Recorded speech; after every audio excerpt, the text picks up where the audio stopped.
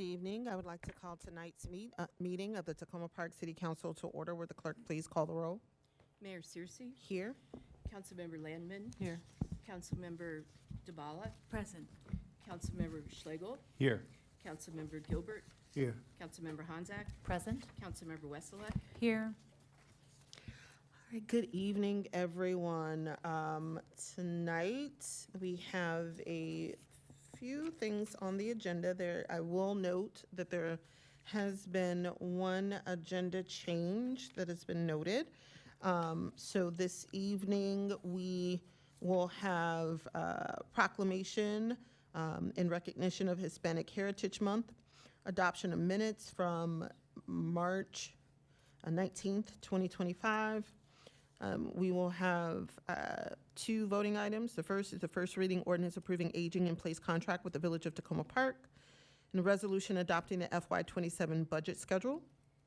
We will have two work sessions, not three. The FY26 budget amendment number 2, contract for, and the second is the contract for EV chargers. The contract for stop sign cameras topic will be delayed and will be rescheduled at a later time. In terms of the upcoming agenda, as a reminder, Monday, September the 22nd is Rosh Hashanah, begins at sunset. The council will have a closed session tentatively scheduled for 6:30 p.m. on Wednesday, September the 24th. It is to receive legal advice regarding a new national opioid settlement litigation. We will convene in our regular city council meeting at 7:30 p.m. We will begin with a presentation on Metropolitan Branch Trail design updates. We will have a voting session, the second reading ordinance approving aging in place contract with the Village of Tacoma Park, first reading ordinance approving the FY26 budget amendment number 2, single reading ordinance awarding a contract for EV chargers, and then we will have 4 work sessions that evening. The first, we will be having a work session on the contract for stop sign cameras. The police vehicle purchase will be a separate session. The police security camera trailer purchase is a third session. And the fourth work session that evening will be recommendations for appointments to the Youth Council. On Wednesday, October the 1st, Yom Kippur begins at sunset. And therefore, on Wednesday, October the 1st, the council is tentatively slated not to convene. On Wednesday, October the 8th, the City Council will have its regular meeting at 7:30. We will have voting sessions that evening. The first is the second reading ordinance approving the FY26 budget amendment number 2, single reading ordinance awarding a contract for stop sign cameras, single reading ordinance approving the purchase of police vehicles, single reading ordinance approving purchase of 2 security camera trailers, and a resolution providing for appointments to Youth Council. We will have one work session that evening. It is with our working group on committees to discuss options to address noise complaints. On Sunday, October the 12th through Tuesday, October the 14th, is the Maryland Municipal League Fall Conference. And Monday, October the 13th, is Indigenous Peoples Day. The city offices and facilities are open on that day. On Wednesday, October the 15th, the council will meet at its regular time of 7:30. We will have 2 presentations that evening. The first is the Arts and Humanities Committee Annual Report. The second is the Community Quality of Life Grant Report. We will have 2 work sessions that evening. The first is the Community Connectors Program Implementation Update, and the second is a code amendment regarding the use of the city seal or logo. And with that, I am going to move to our proclamation for this evening. Mayoral Proclamation, National Hispanic Heritage Month, September 15th through October 15th. Whereas the National Hispanic Heritage Month is celebrated each year from September 15th to October 15th to recognize the important contributions Hispanic, Latino Americans have made in the United States. And whereas National Hispanic Heritage Month began as a week-long celebration in 1968 under President Johnson and was expanded to a month by President Reagan in 1988. And whereas the mid-month time frame is significant because it includes the Independence Day of many Latin American countries, Costa Rica, El Salvador, Guatemala, Honduras, Nicaragua, Mexico, and Chile, as well as Dia de Risa, also known as Indigenous People Day. And whereas the Hispanic Latino community has played an integral role throughout our country's history, dating back to the American Revolution, in helping to fuel the economy and enrich our nation as entrepreneurs, athletes, artists, entertainers, scientists, public servants, and more. And whereas we recognize that diversity is our strength and acknowledge the impact of the Hispanic Latino community to our culture, our economy, and the future of our nation. Now, therefore, I, Talisha Searcy, Mayor of the City of Tacoma Park, do hereby proclaim September 15th to October 15th as National Hispanic Heritage Month in Tacoma Park and encourage all residents to take part in this observance, promoting cultural understanding, inclusivity, and unity through activities, programs, and celebrations. With that, we will move to public comments this evening. Do we have any public comments on voting items? And as a reminder, voting items this evening are the first reading ordinance approving aging in place contract with the Village of Tacoma Park and the resolution adopting the FY27 budget schedule. Do we have any public comments on those items this evening? Okay, seeing none in the room, do we have any comments on voting items virtually? We do. We have Paul Hubner to speak on a voting item. Okay. Mr. Hubner, you have the floor. Let's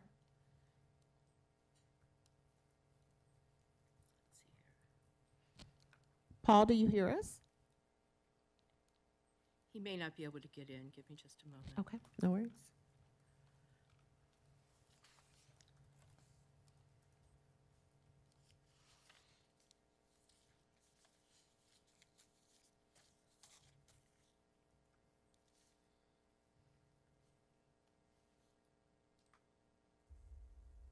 My apologies. You'd think I know how to do this by now. Good evening, Paul Hubner, Ward 3. It probably comes as no surprise to many of you that I'm here to ask for your vote and your continued support for the Village of Tacoma Park grant. We of the Village hope to do what each and every one of you, Mayor and Council, do on a daily basis, serve the people of our community. You heard one of our small repairs team last week and even brought some recipients. I am here to tell you of another amazing service he performed for us. Tom Gagliardo regularly drives for the Village, and he asked me, he has a regular rider who had a desk cabinet that needed assembly. He and I went to her home and attempted to assemble the Rubik's Cube of Asian engineering. As we dripped sweat during that terrible heat wave, we decided to take the parts and pieces to my shop and assemble it in a nice cool basement. But we called Tom Gabriel of the Village team to make sure that the electricity in our apartment would be safe for air conditioning. He willingly agreed, but more than that, he looked over the job, got a window air conditioner, and he installed it. This is but one of the hundreds of reasons to help the Village. When I began this journey over 10 years ago, there were but two of us, and the first job I did was with Wolfgang himself. Sandy Egan, the incredible volunteer coordinator, has assigned over 5,000 Village-friendly rides and has built the small repairs team to over 17 people. That's twice as many people almost as are on the dais right now. I ask that you do this grant and give Sandy the recognition and the gratitude that she so roundly deserves. She works for us every day, and any member, any resident is more than willing to come to our door proverbially. And I thank you for your time and ask for your vote and hope that you do continue to do the right thing. Thank you. Thank you very much. Do we have any other public comments on voting items? No. Great. We're going to move to general public comments this evening. Do we have any general public comments?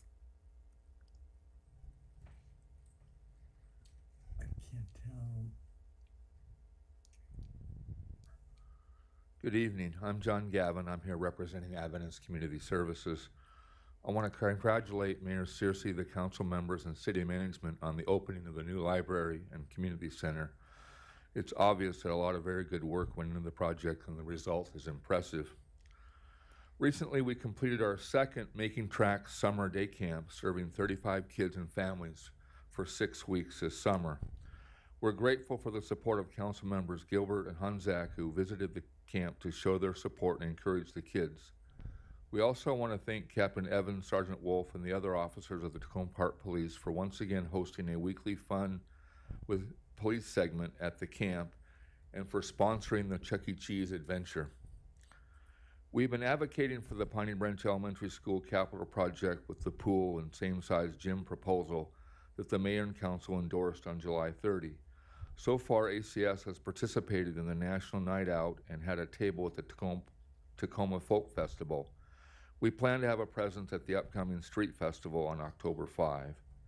We connected with a number of Tacoma Park residents at the Folk Festival and asked them to send emails to school board members, the superintendent, school, County Executive Mark Elrich, and Council President Kate Stewart. We've increased our mailing list and now have 50 email contacts, people who want to save the pool, in addition to the Facebook group that was organized for the same purpose. Joyce Siemens, who manages the pool for ACS, and Terry are well known in Tacoma Park and did a great job representing ACS in discussions with Tacoma Park residents, especially parents and children. I have a couple of questions for the mayor and council because ACS wants to work with you on a strategy to keep to ensure the project is in the capital improvement plan. Number one, do you have any feedback for us on the emails that have gone out so far to county school officials and county elected officials from Tacoma Park residents? Have you heard from anyone at the county school board or county elected officials who may have commented to you about the emails they've received to date? Would you recommend any additional actions that ACS can take? 2, are members of the City Council planning on meeting with the school superintendent or school board members, especially Laura Stewart, District 4 representative, to review your position on the project with them? Do you know when the project estimates will become available or when superintendent might be finalizing his recommendation between now and October 14 when he will make his presentation to the school board? Thank you. I look forward to your response. Thank you very much. Do we have any other general public comments this evening?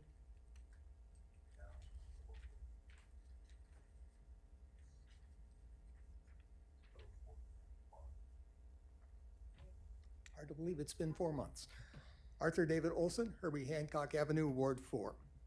I hope that before beginning work on budget numbers, the council will work on budget organization, making it easier for you and the public to see the true cost of departments and programs.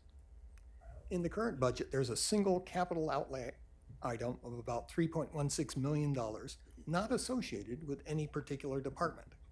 Since the city records which capital items are for which departments, for example, police vehicles for the police department, there can be a separate total capital outlay item for each department. Rockville's budget shows capital outlays this way. With Rockville veterans in the city's upper management, I'm confident Tacoma Park can show either capital outlays or equipment replacement reserve additions on a departmental basis. Current budget also includes a single debt service item of about $555,000. About $390,000 of that is debt service on a library bond. That amount is best shown as a library department expense. Other debt service items are best made departmental where possible. The current budget has a single interdepartmental, workers' compensation expense of about $614,000. That expense is best shown on a departmental basis based on staffing levels. The same is true of unemployment insurance expenses, though I failed to find those in the adopted budget. It's best to list compensation and unemployment items separately and to separate out the components, such as health benefits and training, of fringe benefits. It's time to set up a crossing guard division and to show the full costs of the division. Doing so lets the city make the strongest possible case that the county's in lieu of payment is inadequate.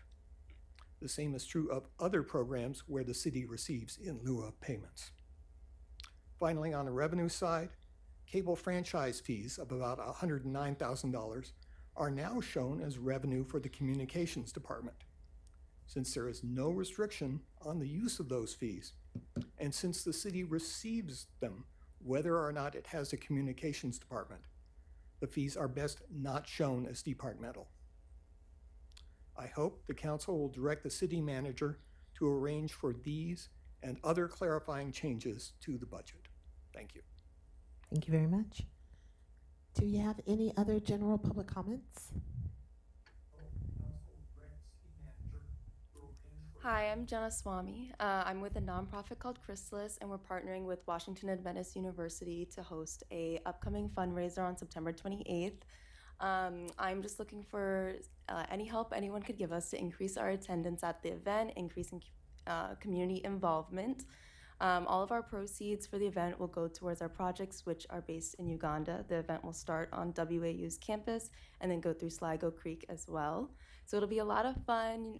Please come out to support. Everyone's invited. We love to see you all there. There'll be food vendors, people selling their crafts as well.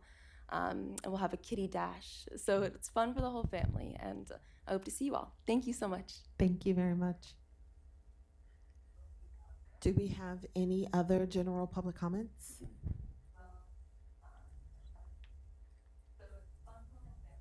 Good evening, all. David Reed from Ward 2. I'm speaking in my capacity as president of the Tacoma Park Mobilization. And in that capacity, I'd like to invite all council members, as well as all staff, to participate in the public forum that we're hosting that is called Strengthening Partnerships Between Elected Officials and Communities to Resist Autocratic Rule.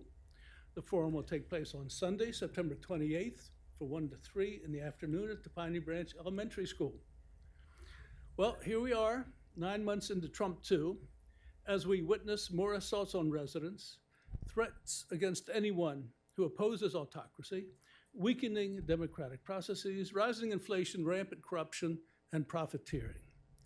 9 months from now, our economic, political, and social situation will be under even greater stress. We're going to see harsher economic conditions, more layoffs, and rising detentions and expulsions. Moreover, 9 months from now, we are going to be deep into electoral campaigns, replete with fantastical distortions and lies, targeting progressive candidates and activists. In short, we have long passed living normally. No longer can we talk about living in business as usual conditions. That is long gone. So we at Tacoma Park Mobilization have asked the question, how can we better protect ourselves and our democratic traditions in face of these autocratic challenges? Our response is to deepen working relationships between community groups and our elected officials who have sworn their commitment to defending our rights and lives, hence this forum.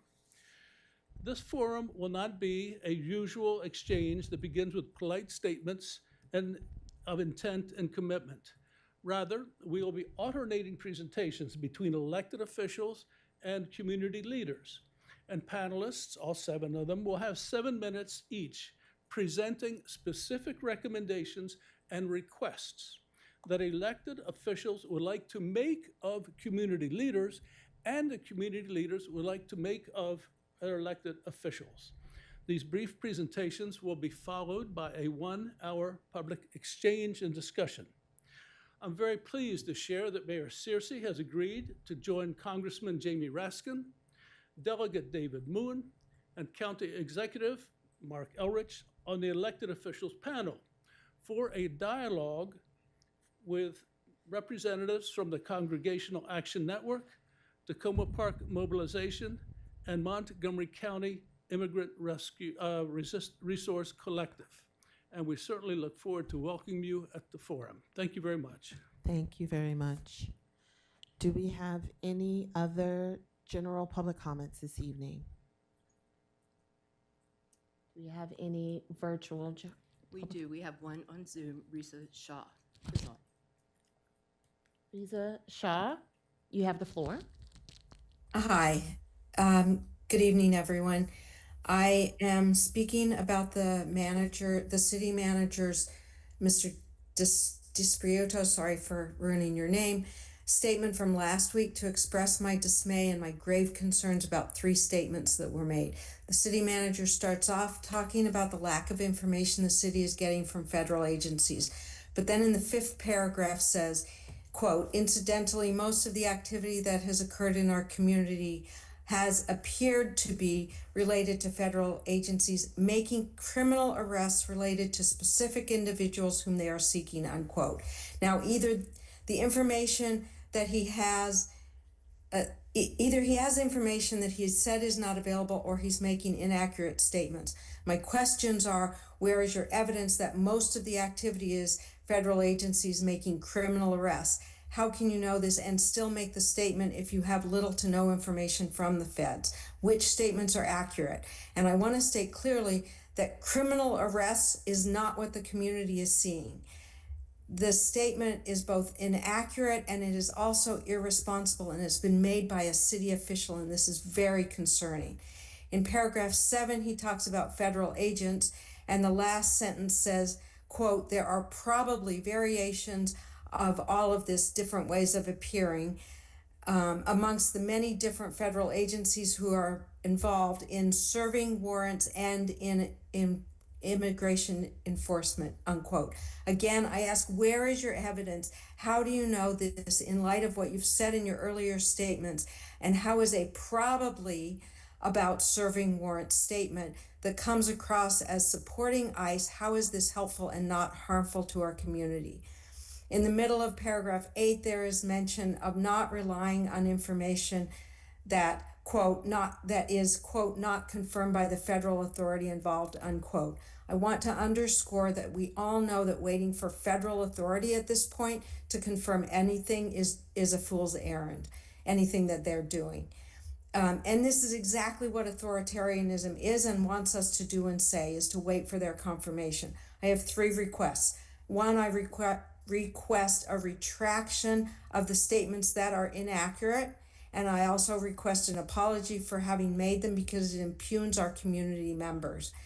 My 3rd request is more general, but speaks to the times we are living in, and it's something that I said when Council Member Dybala and Mayor Searcy met with residents last weekend. And Mayor, you may have been gone by the time I said this, but in order to keep people safe in this city, at this point in the world we live in, practices have to change. And that might mean policies have to change by our city and by our city officials, but we need you to do that.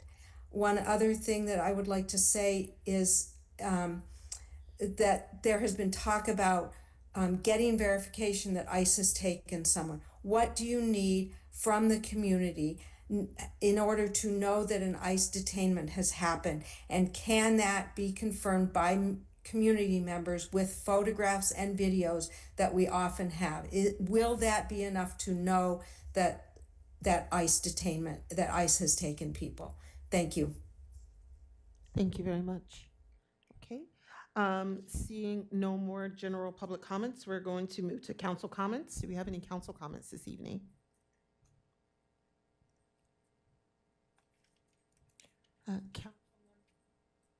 Sorry, I turned myself off. Council Member Westlake. Good evening. I have a couple comments. First off, I want to wish everyone a happy Constitution Day. One of my residents and neighbors, this is her favorite day of the year, so I'd be remiss to not lift that up. I wanted to share that this coming Monday is the kickoff public meeting for the traffic study that will be on Ward 6, focused on the New Hampshire Gardens neighborhood, Wildwood and Glenside. If you live in that area, go through that area, care about the safety of the folks on the streets there, please come. This is really our chance to talk with folks and say what the problems are and share any possible solutions we might have. That will be on Monday at the Tacoma Park Rec Center from 6:30 to 7:30. And lastly, I wanted to share some information about the Crossroads Farmers Market. This farmers market happens every Wednesday from 10:30 to 2:30 on Ann Street near University Boulevard East. It happens spring, summer, and fall, so it's going until the end of November. It is a wonderful market if you've never been, and it serves a lot of people. But right now, attendance has been pretty low. And I think we can all understand that it's because some folks are scared to be out and about right now. So the folks that put on the farmers market are really encouraging folks to still attend, come, get some lunch, get some vegetables, get some 3D fidget things from this one vendor that I spent too much money at with my daughter. There's some really interesting and good stuff and good people. And or donate directly to them. They have had to take on an extra expense to pay for folks to be there to de-escalate in case there are any incidents with law enforcement, with immigration law enforcement. So their website's crossroadscommunityfoodnetwork.org. So wanted to make sure to give that a big plug. Thank you. Thank you, Councilmember Westlake. Do we have any other council comments? Councilmember Landman. Yes, thank you. Thank you to the people who spoke this evening and for the civic engagement we heard about being planned, and to the speakers from you, Mayor Searcy, for agreeing to speak at the upcoming meeting. That sounds like a really helpful and interesting meeting. I wanted to bring to people's attention a vigil being planned by some members of the community in support of our neighbors and community members who are who have loved ones in detention. The vigil will convene this Saturday, upcoming Saturday, September 20th, at 7 p.m. at the corner of Maple and Philadelphia. We'll walk down towards Sligo and meet there at the corner of Maple and Sligo at 7:30, and there will be speakers from the community at 7:30 there. They ask us to bring supportive signage and noisemakers, and I guess this isn't going to be that large of a group, and they're expecting we'll be able to stay on the sidewalk to do that. Anyway, I guess a lot of us are working behind the scenes and are not all that visible in the efforts we're making to support our neighbors, and this is a way to show a little community solidarity as the work continues. I want to say thank you to Paul Hubner for speaking in support of the village. I am looking forward to voting in support of this city expenditure. And I just wanted to say, as we get into the budget season, that this is one of the easiest expenditures to support. And one of the reasons why is because they, with the help of our city staff member, Patty Malins, have done a very effective job of providing metrics for their goals and objectives that they're trying to achieve, and how they're doing in achieving those results, which they presented us with the other night. And in addition, they clearly articulated how the objectives of their work relate directly to the council priorities that we've articulated. And so as we go into the budget season, it's very helpful to have an example like that to look at, because it guides us in trying to decide how to spend our money when we have a good example of showing how the money serves our goals, such as making it not only directly, we can see for ourselves that they took us out and showed us. Many of us saw each other there on the tour of where they were doing the repairs with the money that we were spending, and it directly serves our objective of making it possible for people to remain in their homes. And we obviously get a lot for a relatively modest, a very high return on a very modest investment. So I thank the staff for having set a really good example with how that money gets spent and how they clarify for us how they spend it. Thank you. Thank you very much. Councilmember Gilbert. Thank you, Mayor. I'm also appreciative of the many comments tonight, and I'm also in support of the good work that the Village of Tacoma Park does. I said it last week, I say it again. I'm just overwhelmed with what I'm learning about the many people that are pouring themselves into, unselfishly, into the projects that people need here in the city. Super impressed by that. Thank you, Mr. Gavin, for coming. And I look forward to meeting with you next week. And hopefully we can get some answers for you and have a decent timeline to help relax the concerns that you have for that project, for the pool and the oversized gym. I'm also looking forward to hopefully getting those two things, but respecting the process. I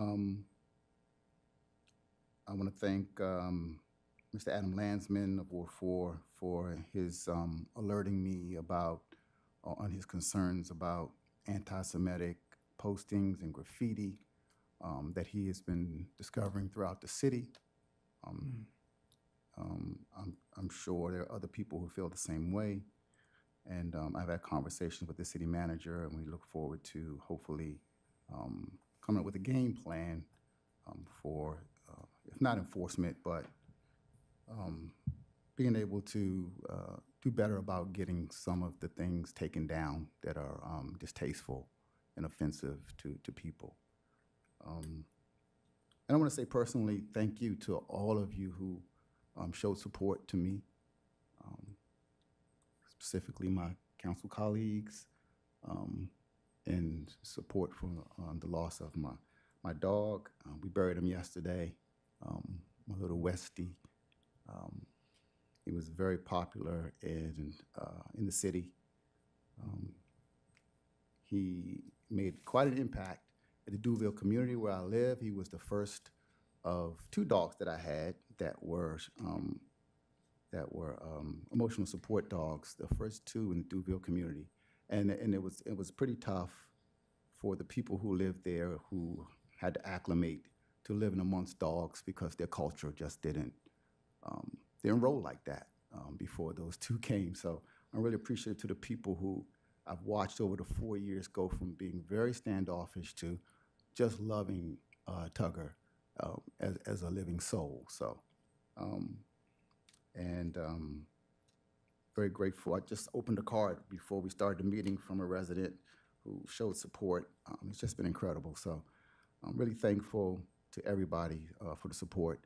And I want to say, I want to have more conversation about dogs and the overpopulation and breeding, overbreeding, and the increasing kill rates in our shelters going forward. Not tonight, but I do want to forward that conversation because I've learned so much from living with those animals and how capable they are of being so much like us. And I encourage anyone who wants to take a look at my Facebook page and take a look at my dog. And my daughter wrote a scripture on his coffin that shows my Facebook page. And I encourage people to read it because it talks about how we are not much different than they are. And our souls are to be respected just as theirs are. So again, thanks for all the support. Thank you, Councilmember Gilbert. Councilmember Dabala. Thanks to everybody who came out and made comments. I'll be following up with the Ward 2 folks about the comments that you all have made. I had a couple of things I wanted to mention. The library. It was awesome. I checked out a book already. Enough said. I went to the MMO board meeting on Friday. They announced the legislative agenda that they're going to follow for this year. You may recall, all of you, that we sent in a couple of requests in July, I want to say, what we thought ought to be statewide issues for the Municipal League. The one they focused on is a big one, modernizing municipal revenue structures. And there's a lot of detail that I'll send to the council, but I wanted everybody to know how that turned out. So this coming legislative session, January, February, March, that'll be their big push.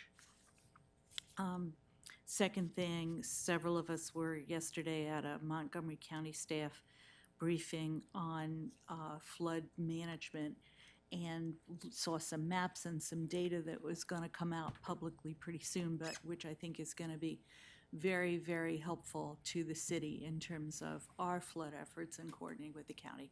So I wanted to mention that for those of you out in the audience who are interested in that sort of thing. City staff was there, organized it, I believe, and it was really helpful. And that's it for me, I think. Thank you. Thank you, Councilmember Dabala. Councilmember Honzak. Thank you, Mayor. Thank you so much to everybody who came out tonight. For the young woman, I guess, are you out there? Yes. About the 5K, I have offered myself to use my list to help get out the word, so I'm still happy to do that. And I will leave some of the other comments to my colleagues to respond to. Last weekend, I'm sure a few of you were out like I was at the Long Branch Festival. It was a wonderful event, as it is every year, their biggest event of the year.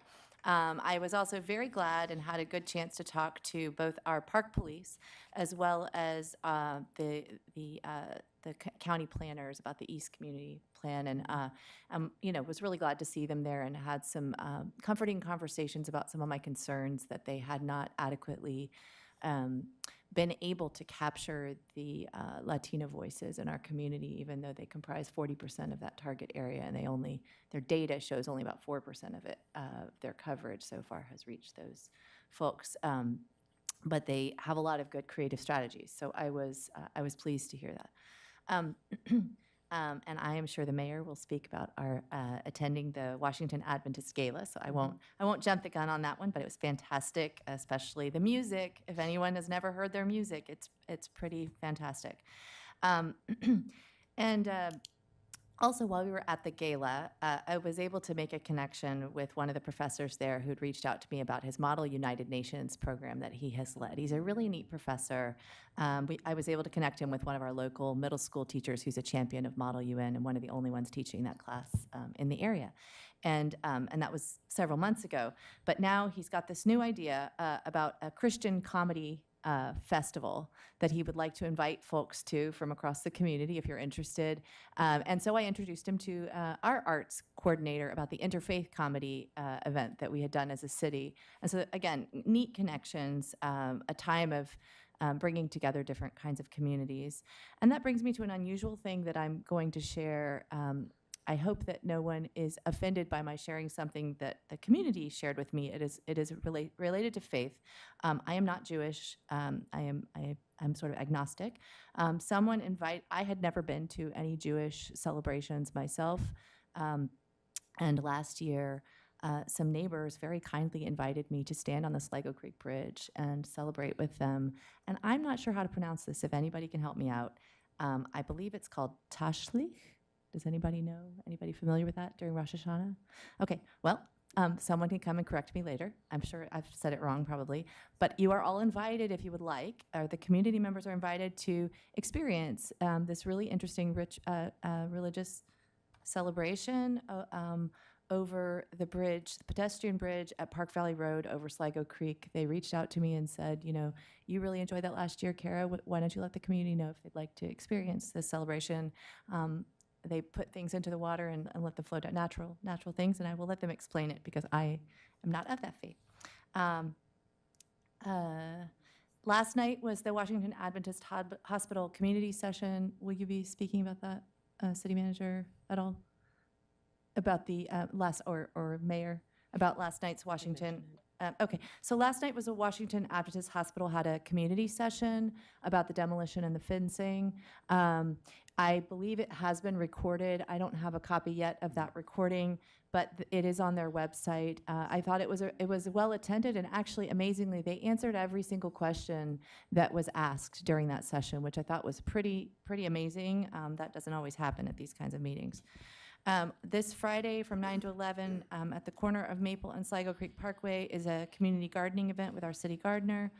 And then last but not least, excuse me, tonight I was invited to speak to the Tacoma Park Cooperative Nursery School parents about ICE detainments and also about what they as a community, just to ask questions and ponder what they as a community can do to support their own families, but also the greater community at large in light of ICE detainments and other issues.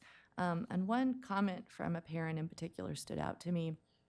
it was a Latina parent who said that she had asked her children to stop speaking Spanish to her in public. It hit home for me because I've had the same conversation with my kids about speaking Czech with their dad in public. I just wanted to share that with those of us who may not be familiar with that feeling that's in our community. And I know that's just one of many, many awful things that everybody's experiencing around us right now, but I just want to acknowledge that. Thanks. Thank you, Councilmember Honzak. Councilmember Schlegel. Thank you. Thank you to all tonight's commenters. I'm looking forward to the two-way forum that you spoke about, Mr. Reed. It sounds like a great idea. Mr. Olson, I appreciated your suggestions for budget accounting improvements and look forward to the consideration of how those might be put in so that we can see individual department expenses. To Ms. Shaw, I feel very strongly that we should all be doing all we can from the roles we're in, and I appreciate both yours and Mr. Reed's emphasis on finding new approaches, if we can, being open to new ways of addressing the times we're in. The village, I'm hugely supportive and thankful to Paul Hubner for his comments, and I just think that the leveraging of city funds that the village is going to be doing is remarkable, and it's a model possibly that we could consider for other kinds of volunteer involvement when it can be sort of a turnkey operation where that organization really keeps its own metrics, does its own training and onboarding and management. And maybe there are other areas of our priorities that we can consider thinking about that model in the future. I visited the Victory Tower residents this past Thursday. They've had a lot of improvements since we last spoke. There's still some issues. They can't pay their rent online. A few safety measures they're asking for. They're interested in electrification, electric induction stoves, if it's possible to get a grant for that. They need some help from the city with maybe an easier process for getting some help when they have parking challenges for caregivers. I'm looking forward to meeting with Font members this Saturday. They've offered their help to the city with tree canopy thinking. Font is Friends of Native Trees Tacoma. Yeah.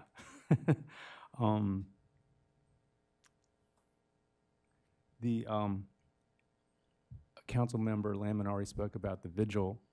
Another thing to remember is the Peace Park that happens on Sundays from 10 to 2 at the gazebo, another great place to connect with organizations that are supporting people in our community. Another thing is Councilmember Westlake, thank you for reminding us about supporting the Crossroads Farmers Market. Also, please consider supporting the food trucks. We have quite a few food trucks along New Hampshire Avenue, and they are also struggling right now. We have 5 right in Ward 3 along New Hampshire. If you're trying to find ways to engage in resistance, don't forget that shifting away from fossil fuels is now very seriously a form of resistance, and that you have until September 30th to order an EV if that's what you were thinking, and until December 31st to take advantage of Inflation Reduction Act rebates and credits for many home energy improvements. And last, just general gratitude to all the residents who write to say they've noticed things in their neighborhoods that could need some maintenance, or they've thought of a way to improve a safety concern. And equal thanks to the staff who diligently and rapidly respond when I pass these questions along. I very much appreciate that. City Manager DeSpirito and all of the staff who are so responsive. Thank you. Thank you, Councilmember Schlegel. So it was a very busy weekend, last weekend. So want to thank again Old Tacoma Business Association for the pie contest. It's one of the highlights of my role as mayor. Mayor, you worked very, very I hard. worked hard. Very hard. It was delicious. So yes, I got an opportunity to get full off of pie, but more importantly, the fundraiser helped to raise about $1,500 to support the Old Town market to provide more fresh checks, or basically where they're able to double SNAP benefits for individuals who are receive SNAP benefits and want to go to the market. So thank you to the organizers, and thank you very much to all of the bakers and all of the folks who participated. Also want to thank the Discover Long Branch for the Long Branch Festival. It was super fun. I got a chance to go out on Saturday, and I ran into a lot of people. I was talking nonstop. But there was a noticeable difference in terms of attendance as it relates to the number of immigrant families that, you know, participated in the event this year. It's very different than it was last year. It was very noticeable.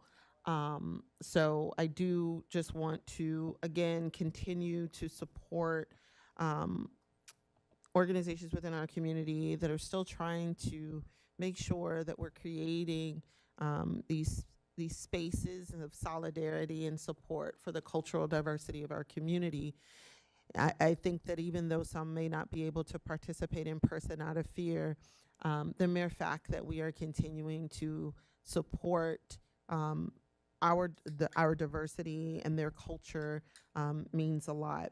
And that brings me also, I want to support what Council Member Westlake brought up around the Crossroads Farmers Market, and just take a couple quick seconds to explain the dynamic. So there's a number of residents who, again, they double SNAP benefits at this market, but because of increases in ICE activity in the area, many are afraid to come to the market, or maybe their children were going to the market for them. But now that the school is back in session, that they're not able to leverage their benefits. And so it's really important for us to support these organizations. The farmers market not only has immigrants who take advantage of the fresh fruits and vegetables that are there, but also the farmers that are there. Many are immigrants as well. And so it is critically important for us, because it's this whole ecosystem that exists to make sure that we're able to provide fresh fruits and vegetables in the community, where we need to support the farmers while simultaneously creating a safe space and advocating for safe spaces for our immigrant residents. And so I want to encourage everyone to consider coming to the farmers market on Wednesdays on Ann Street, or consider donating to the Crossroads Farmers Market so that they're able to continue to provide the programming, even though you know, their patrons have gone down. Thank you so much for comments regarding the Piney Branch Elementary and the pool. Copies of the resolution that the council passed was sent out to the county council, the entire board of education, the county exec, as well as the superintendent. So we have been really trying to push to make sure that folks understand where the council stands. And now that everybody's back from recess, there's opportunities for us to engage more. So definitely look forward. I do not recall seeing the email that went out. That doesn't mean that it's not in my inbox, but I get a lot of emails. So please feel free to re-forward the email that residents have sent out. I'm happy to take a look and provide you all with any feedback. Just make sure it's at the top of my inbox. Want to thank the Dr. Spence and the Washington Adventist University group for the gala. It was so beautiful, and I just want to echo Council Member Hanzak's point about the amazing talent that is at Washington Adventist University. Their students are amazing. Amazing artists, and they perform every year at the gala, and want to encourage people that when you hear about some of the local students that are performing at Washington Adventist University during some of their performances, typically in the fall and the winter, go, because I mean, they're amazing, amazing talents. Just want to again echo the point about the Washington Adventist Healthcare community session. Please check out their website. I do believe they're going to post that recording there. Also, one thing that did come up, and I'm not sure if it's germane to others, postcards were mailed out in notifying folks about the meeting that happened on Tuesday. But there may have been some addresses or names or that were left off, and they're still trying to figure out where, which streets or where people may have been located that did not receive the postcard. So what they did say was to go to their website for the project and to leave a comment, and if you feel, to let them know that you did not receive the postcard, and if you do feel comfortable with providing your address or contact information, they're trying to make sure that they're beefing up their list of addresses to make sure that the mailing list is correct. There's things that'll be happening this weekend, but unfortunately I will be out of town.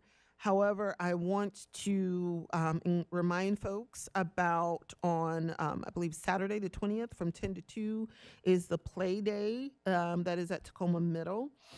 Folks have already mentioned the vigil that will be happening. So there's always lots of wonderful things that are going on in the city. And I want to encourage everyone to partake. And I think we'll talk about some of the other things later in the agenda. And with that, I will turn things over to City Manager DeSpirito for City Manager comments. Thank you, Madam Mayor, and members of the council, and residents and guests this evening. I would like to briefly address the concerns that were expressed by a resident, and we always appreciate feedback, always. But during the public comments, I'm not aware that anything in the statement was inaccurate or misleading. The information, the source of the information was the police department, which is the best source of information that we are going to have. So again, I'm not aware of anything that was inaccurate at all. We would not knowingly put out anything, particularly making a public statement that we believe any of it is inaccurate or misleading. So it doesn't mean we're infallible, doesn't mean that mistakes can't happen, but certainly our intention is always to be transparent and honest and accurate with the information, and provide that for the mayor and council and for the public. We're always happy to answer questions, and there may be some follow-up, and that's fine.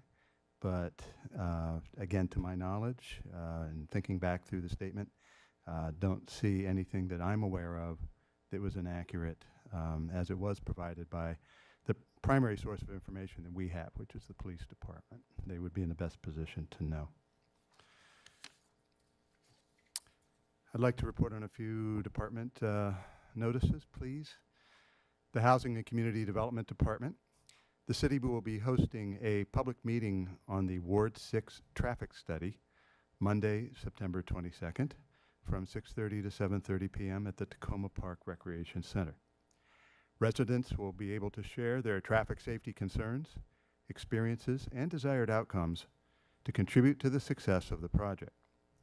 Project consultants and city staff will be on site to discuss the work to date and what is to come in an open house style meeting. This Friday, September 19th at 7:30 p.m. here at the Tacoma Park Arts Series will present Milk Drunk, an original one-woman show by DC-based playwright and performer Kathleen O'Malley.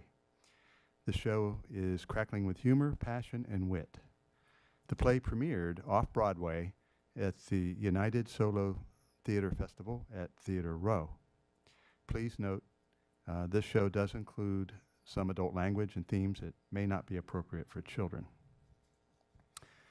From the Police Department, September 20th is Thank a Police Officer Day. So, to all the members of the Tacoma Park Police Department and those across the state of Maryland and the nation, we say thank you today, tomorrow, and every single day that you serve. If you see an officer, please thank them for their service. From Recreation, Fun Day registration is open. Fun Day is a full-day program for kids in kindergarten through 5th grade on days when MCPS schools are closed. Kids will enjoy structured, socially distanced games, crafts, and special activities. The location is here at the Tacoma Park Community Center, 7500 Maple Avenue. The dates that are available are September 23rd and October 20th.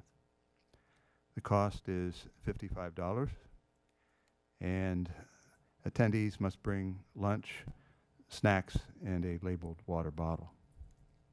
If there are any questions, please feel free to contact Chelsea Nunez at 301-891-7281 or email her at chelsean@tacomaparkmd.gov. And it's a jungle out there. Can you help out? Please check the sidewalk in front of your home to see if walkers on the sidewalk can get by. You can help your neighborhood walkers by clearing any overgrown vegetation from your sidewalk. City staff will be checking sidewalks to be sure that children and parents can safely use the sidewalks to get to school and back home. Help keep our sidewalks and neighborhoods safe. The City of Tacoma Park Code requires property owners to keep public sidewalks free from any vegetation that encroaches on or overhangs within 8 feet in height of a sidewalk. For more information on this requirement and how to appropriately maintain the vegetation on your property, please feel free to contact Tacoma Park's City Code Enforcement staff at area code 301-891-7113. And finally, my shout out this week is to all city employees who pitched in to plan for and carry out the grand opening of the city's new library. Virtually every city department was involved, and many, many employees. I'd also like to extend a thank you to all residents and guests who favored us with your attendance at that wonderful event. That concludes my report. Thank you. Thank you very much. All right, we're going to move to our next agenda item this evening, which is the adoption of minutes from March the 19th, 2025. Would someone like to move the adoption of the minutes? So moved. Thank you, Councilmember DeBala. Do I have a second? Thank you, Councilmember Hanzak, for seconding.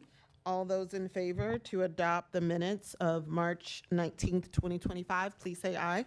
Aye. Do you have any opposed? Any abstain? Okay, all right. We're going to move on to our next item, which is the voting session involving the first reading ordinance approving aging in place contract with the Village of Tacoma Park. Everyone's already dancing a little bit. Just want to check in with staff to see if there have been any modifications to the materials before we call the vote on this one.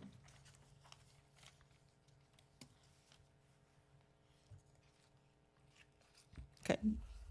Seeing no modifications, just want to make sure City Manager DeSpirito. Okay. Sorry. Yes, no modifications. Okay, wonderful. All right. So would someone like to move the first reading ordinance?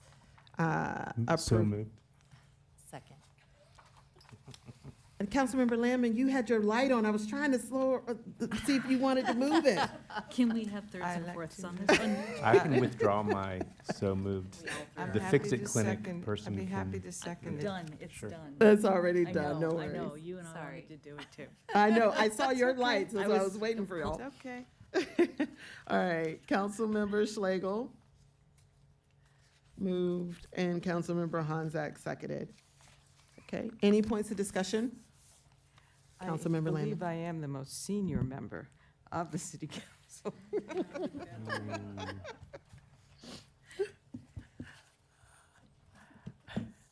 Is there like, is there, are you all going back and forth on who's the oldest?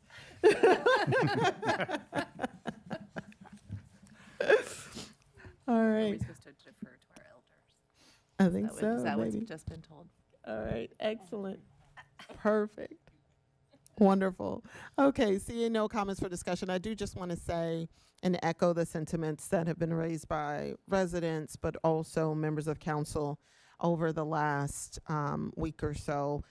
I too have had an opportunity to see firsthand the wonderful work that the Village of Tacoma Park does, not just as it relates to directly to this program in providing upgrades to individual homes and just really improving the lives of seniors in our community directly through home improvements, but also through building a network of that enables fellowship amongst our seniors, which is so important right now to be able to have places and connections for our seniors to reach out to and to thrive.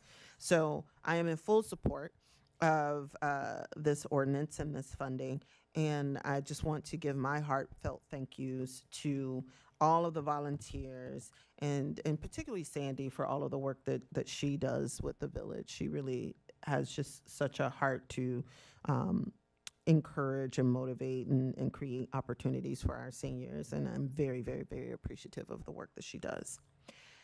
So with that, given that this is a first reading ordinance, I'm going to have the clerk to please call the roll. Councilmember Landman. Aye. Councilmember DeBala. Yes. Councilmember Schlegel. Yes. Councilmember Gilbert. Aye. Councilmember Honzak. Aye. Councilmember Wesselek. Aye. Mayor Searcy. Aye. All right, we're going to move to second voting item for this evening, resolution adopting the FY27 budget schedule. I'm actually going to kick this over to our management team to talk through some of the adjustments that have been made.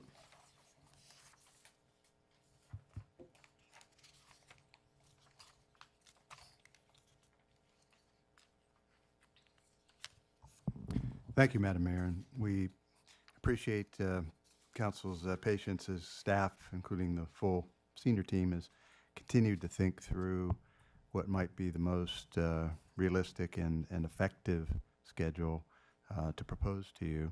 I will bring council's and the public's attention to a few adjustments from the last time that we had the work session that we had on this.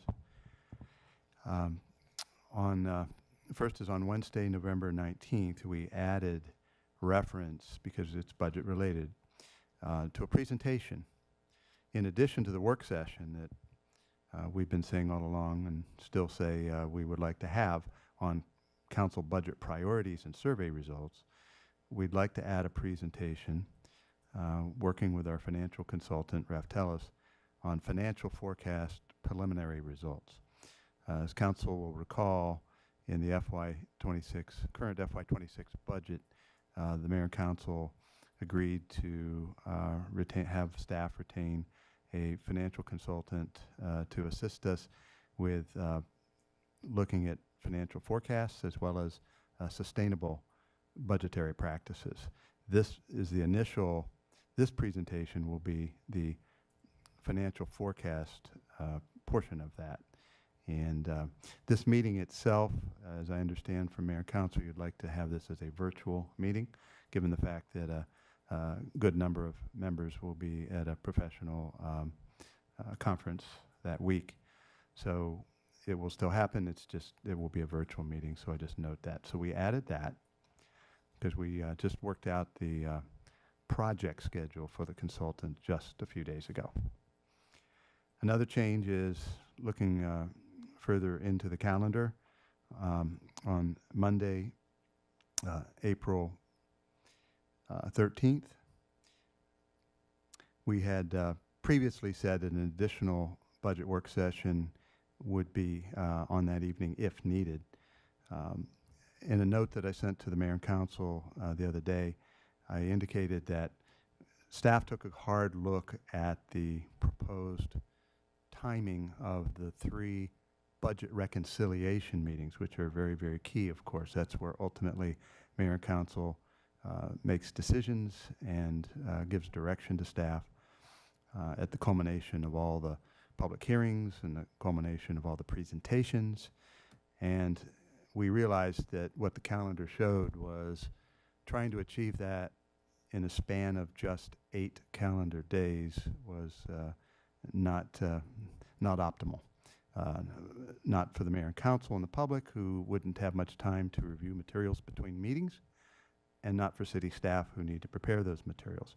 So that would result in several changes here that we're proposing. Ultimately, this is mayor and council's decision, of course.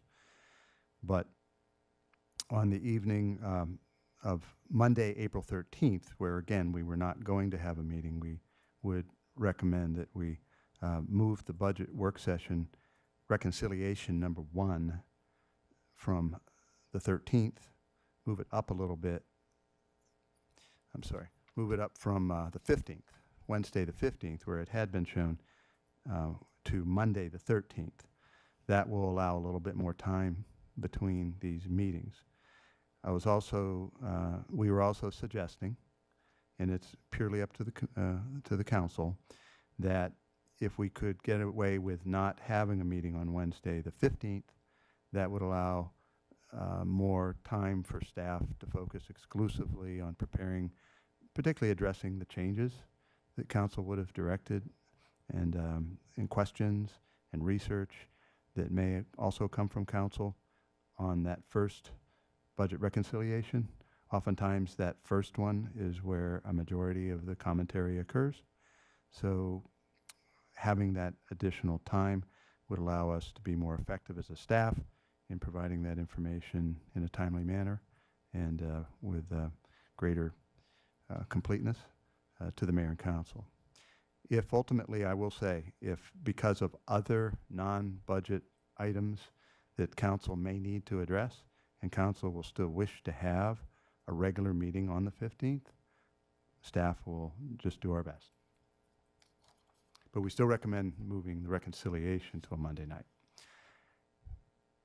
So that addresses the 2 dates that 13th and the 15th of April, as adjustments from what we discussed last week. I don't know if there's anything else.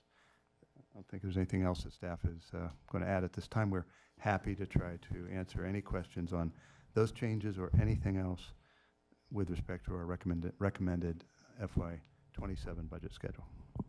Great, thank you very much. And I know that folks, I caught a couple of eyeballs, folks looking at me when about the question of if there are other city business that would need to be addressed. I just want to, it's something that I have highlighted to staff as well. And we have some flexibility, so if we need to add a meeting, we can.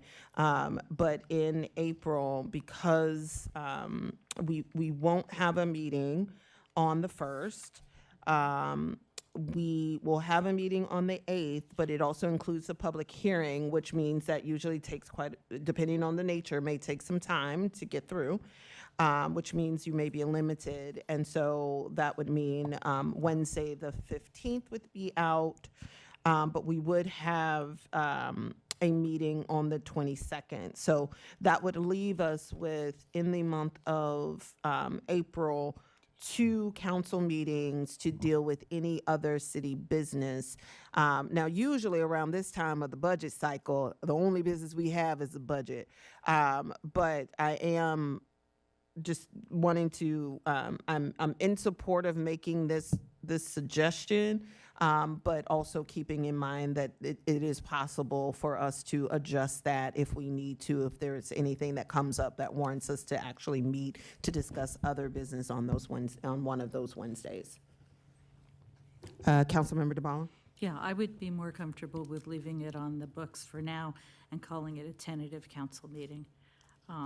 because I think on the Wednesday, that one of those two meetings that you're counting is Wednesday, the 22nd, and that's the third and final budget reconciliation. We're not going to be really doing anything else. That's correct. So that really does boil it down to virtually no other opportunities to do business. Not that there will be a lot, but I'd feel better having it the other way around. I may be the only one. Councilmember Lamon?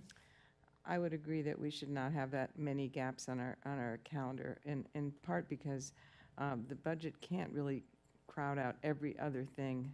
We have a lot of topics that could potentially, we could make a special effort that we not schedule other things that would be taking up a great deal of time of the people most responsible for budgetary matters, but there are any number of other things that I know people have approached you about trying to find time for on the agenda, and perhaps one of those could be the topics for those days, but to take it off the calendar altogether seems a little risky with all the other things that I know we're trying to get to. Councilmember Westlake? Thank you. Can I just get a clarification from what Councilmembers Lamon and DeBall are talking about?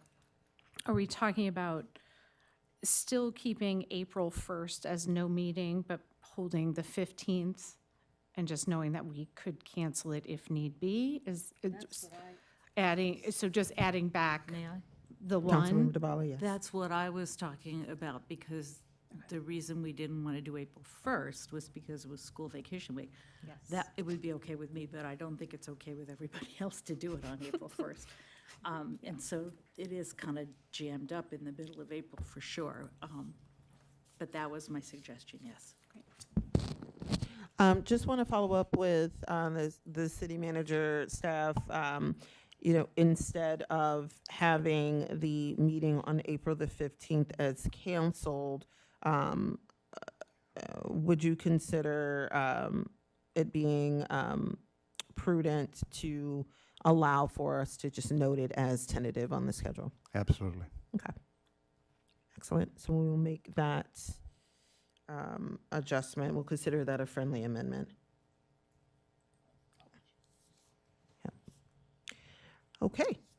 All right. Are there any other points of discussion? Councilmember Schlegel. Yes, I appreciate these adjustments. They're really thoughtfully done, and I think it's just a healthier workflow. It sounds like it could be a little more sustainable for staff, a little bit, and a little bit more deliberative for us and the public. So I appreciate stretching that time period out. I wanted to ask, this is not, I'm not sure if this is a schedule item or a process item, but I think Mr. Olson was somewhat alluding to, at least pointing towards this idea of somewhere in our, maybe early in our process, would it be possible to get any sort of accounting of the difference between our net city costs after, say, state and federal revenue and our Montgomery County reimbursement? It would be, I think it would be helpful for those departments that receive, and programs that receive the reimbursement, for us to begin to look year by year at, it's always very hard to account for it directly, but to begin to look at where are we with that reimbursement, and that might help us in terms of advocating from year to year for increased reimbursement.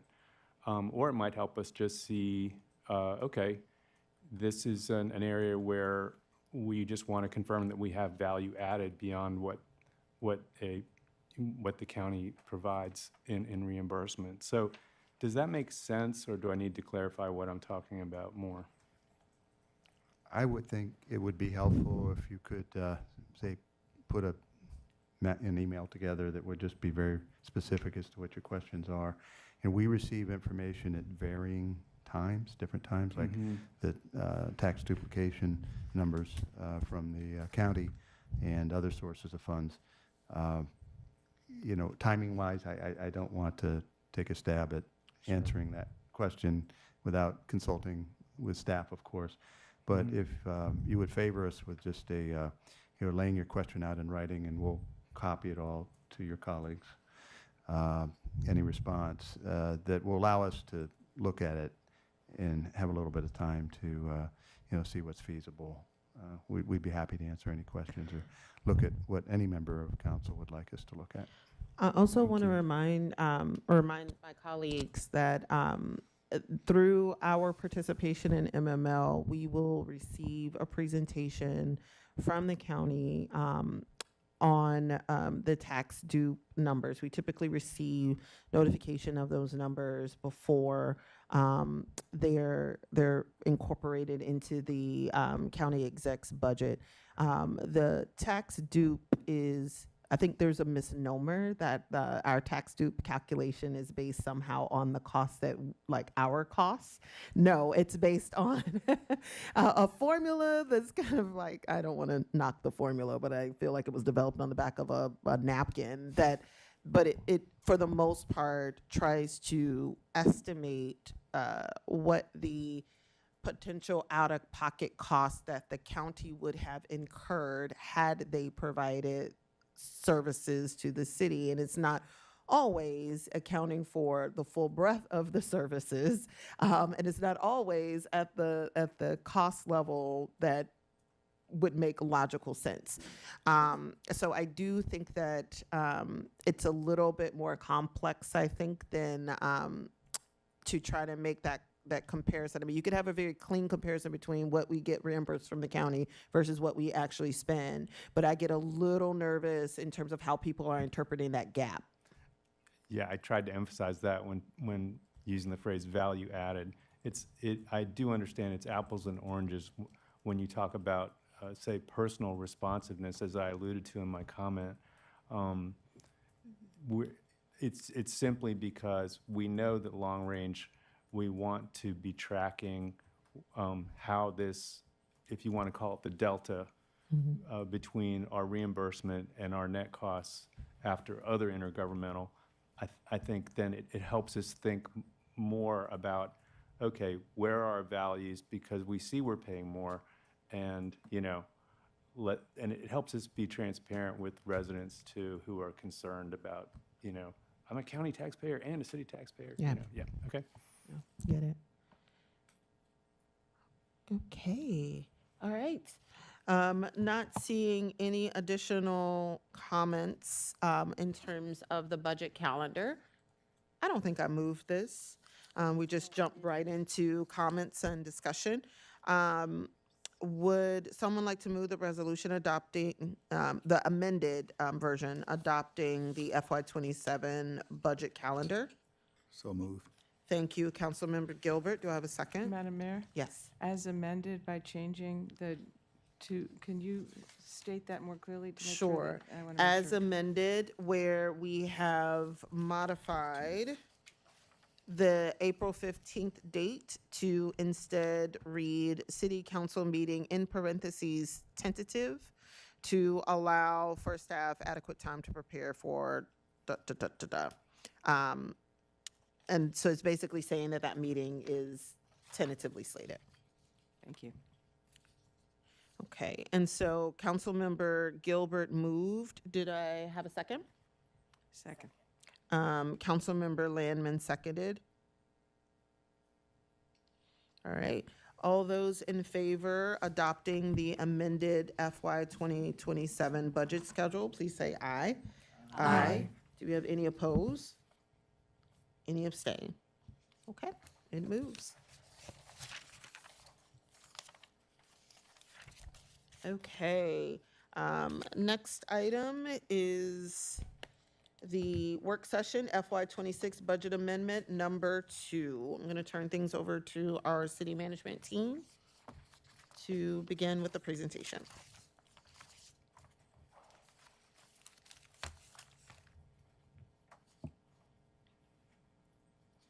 Oh, sorry, let me turn on your mic. There you go. Good evening, Madam Mayor and Council. I'm going to give a summary of the second budget amendment for fiscal year 26.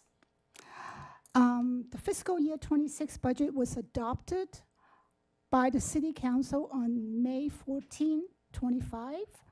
followed by the budget amendment number 1 on July 30th, 25.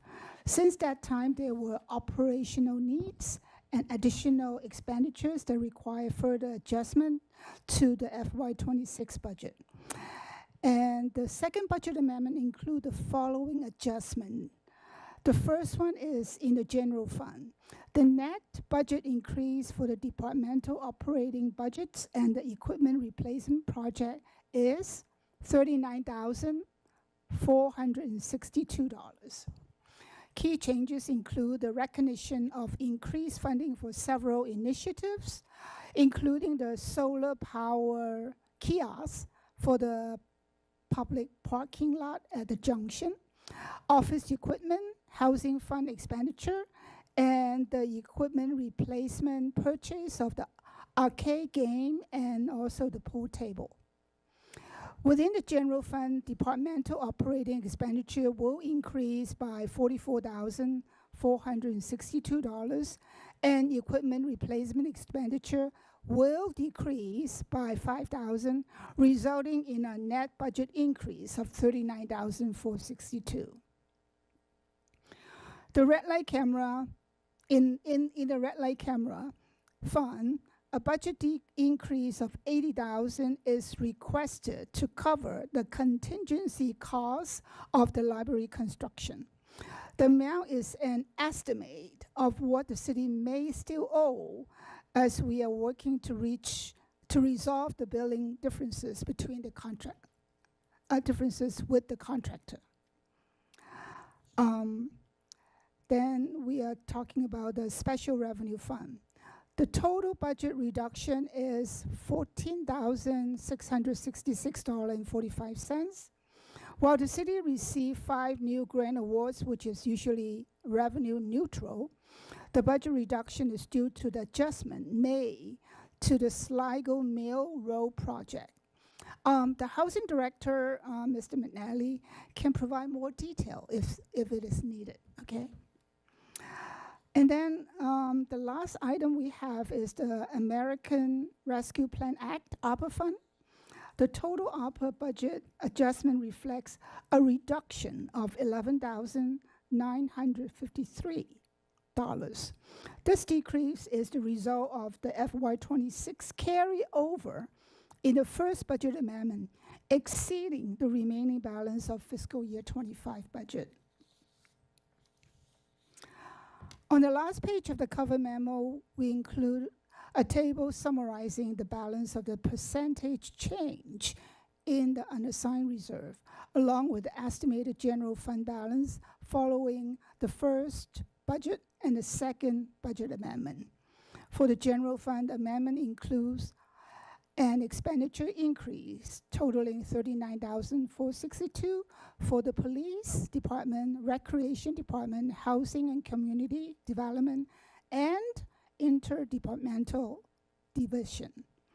Consequently, the unassigned reserve decreased to $5.4 million, bringing the reserve ratio to 16.88%, with a total fund balance close to $16.1 million. And I'm happy to answer any question that you may have. Thank you. Thank you very much. I think it might be helpful for the residents to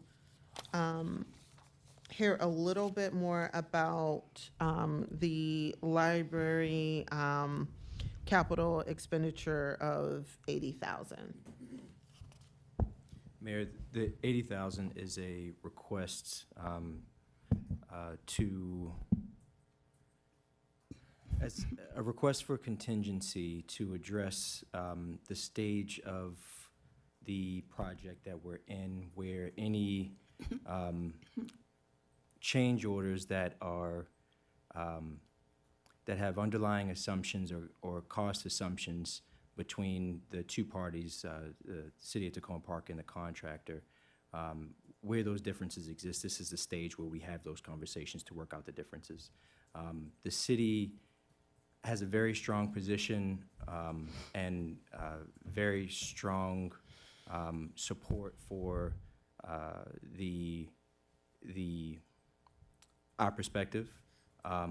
However, we could be wrong, and the contract has a process by which these kind of discrepancies are worked out. And in the event that we're wrong, we would exceed the amount of contingency that we have available. Again, we feel very confident that that's relatively unlikely, but we want to make sure that we have adequate funds should we be wrong. And so this $80,000 is the contingency that we think would be necessary to account for those outstanding liabilities. Sorry, my mic's not on. And so if it were the case that once all of the dust settles, literally, on all of the outstanding items related to construction and we come in under under the contingency amount, the total contingency amount that we have, then we would see those funds revert back through a separate budget amendment. Is that the case? Yeah, we could. Now, this particular request is coming from red light camera. Yeah. So it wouldn't be returned necessarily to, if this was general fund, it'd be returned to unassigned reserve if there wasn't another use of it. In this case, it'll just be, once returned, it'll be revenue returned to that fund for available uses for whatever expenditure council decides to use it for, if any. Okay, thank you very much. Council Member Hanzak? Just a quick question. I'm sorry, I didn't send this along, but I'm just thinking that in relation to this line item. For the repairs that have been done recently after the flooding that we had that came in the back door recently, is that at all related to any of this, or is that something we haven't seen come through yet? No, those repairs are, we hope, are going to be mostly funded by insurance. Oh, okay. Thank you. Councilmember Schlegel? Thank you. Deputy Eubanks, the contingency is related to discrepancies that the process is working out about change orders. And I just wondered whether you could characterize the change orders at this stage as still relating to county, permitting review requirements that were put in, or were there change orders as the process moved forward that actually were asking for slight changes in the design or features in the interior that were city initiated? Yeah, so they were not city initiated. They're also not related to any of the delay that resulted from not receiving the permit timely. Don't quote me on this. There are 4 outstanding ones. One is related to the trench in the front of the building. That was a modification that was required by, I believe it was DPS in their stormwater review. And there is another related to bedrock that was encountered, and whether or not that particular encounter was covered under a rock contingency or outside of that contingency. There are 2 others that I don't recall off the top of my head, but those are the most significant ones. I get the picture. So it's not like a family doing a home renovation and saying, actually, can we get the fancier bathtub? No, these were not. In fact, the city didn't make any of those kind of modifications throughout the project. Okay, yeah. We only adjusted where necessary. I appreciate that, and I think residents will be happy to know that we made our plan and stuck to it. Thank you, Councilmember Schlegel. Councilmember Westlake? Thank you. I also have a question about the 80,000, because when I looked at this earlier, I could have swore that we had already approved money for this, and I looked at the Budget Amendment 1, and no, it wasn't there. But we have talked about this before, right? And this is the money now coming around? Yes. Okay. Yeah, so there was, I believe in Budget Amendment number 1, we did request, I believe it was $55,000. That was before we had some further indication of, that was before we had actually conducted the review of those change orders. So now the review of all of those outstanding change orders is completely done. And now we have a better idea of what to expect as an outcome. And of that $55,000 that you all approved last, $45,000 of that is remaining. So we've spent about $10,000 of the 45. Okay. Excuse me, of the 55. Okay, thank you. And I just want to make sure, so, because I know that others may be like, wow, we keep talking about contingency. And so what has transpired over the duration of the project are instances where, it's typically, and Deputy Director Eubanks, Deputy City Manager Eubanks, please correct me if I'm wrong, where it's just prudent, good fiscal management of these types of construction projects to make sure that you have a certain percentage of funds available for contingency. And so in some instances, we were approving contingency funds to make sure that we had the right estimated amount of funds available. And in other instances, like now, where we actually have a little bit more insight on what potentially may be outstanding, it was that to some degree the distinction. Yeah, so you can almost think of kind of our contingency preparation in kind of two distinct groups. The earlier phase of contingency was really us trying to look ahead and anticipate a lot of the upcoming costs based on the conversations we were having with the contractors and some of the challenges we were encountering, whether they be challenges with permitting authorities that resulted in delays or challenges with the site that we knew were pending that were going to result in some kind of change in design. This category of contingency is for, as I said, not so much perspective, but managing differences in assumptions about a specific set of change orders. We have our stance, they have their stance, and now we've got to find some middle ground based on data and contract language. The contingency that we're trying to establish now is for us being wrong. And we want to make sure that if we're wrong, we have the funds to pay who we owe. Right, thank you so much. Council Member Landman? Thank you. We had last budget season, we had the unassigned reserve, and then we had sort of set aside, I guess, a contingency fund for everything going wrong in the fiscal year, a larger cushion, if you will. And I can't recall what we called that. The assigned reserve? It was just an assigned reserve? There were several assigned. Yeah, okay. Yeah.